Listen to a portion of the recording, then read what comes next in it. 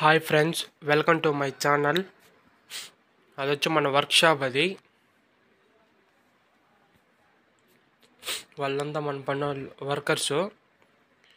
ఇది వచ్చి round tables, ఇవి టీ కాఫీ టేబుల్స్. టిఫిన్ కూడా తినచ్చు, దీంట్లో ఏం కాదు. మామూలుగా పెద్ద పెద్ద హోటల్లో అయితే టిఫిన్కి కూడా వాడుకుంటారు ఇవే.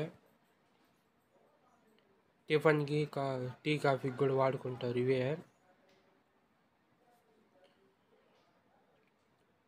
ఇది వచ్చి స్క్వేర్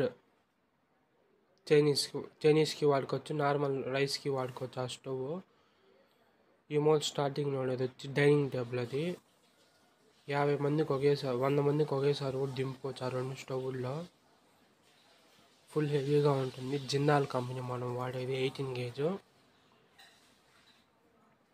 చైనీస్కి వాడుకోవచ్చు, లేదంటే నార్మల్గా కూడా వాడుకోవచ్చు.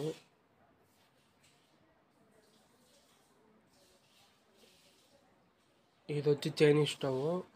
ఒక పక్క రౌండ్ వస్తుంది, ఇంకో పక్క స్క్వేర్ వస్తుంది.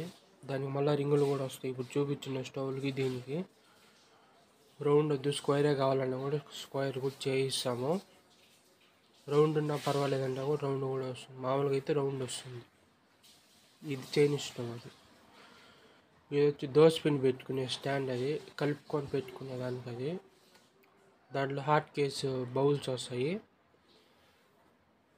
ఆ బౌల్స్ దాంట్లో పిండి కలుపుకొని దాంట్లో పెట్టుకుంటారు. ఇదైతే 2 గిన్నెలు హాట్ కేసు. అది ఆ మా గిన్నెలు ఆ స్టాండ్లో వస్తాయి.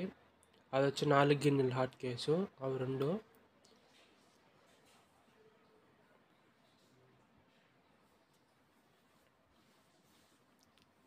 హీటర్ ఫిట్టింగ్ ఇవంతా.